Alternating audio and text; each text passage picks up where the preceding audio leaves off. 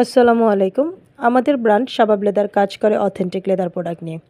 যে ব্যাগগুলো দেখতে পাচ্ছেন প্রত্যেকটা ব্যাগ খুবই চমৎকার অথেন্টিক লেদার দিয়ে বানানো। আর ব্যাগগুলো বানানো হয়েছে স্পেনের একটা ব্র্যান্ডের জন্য।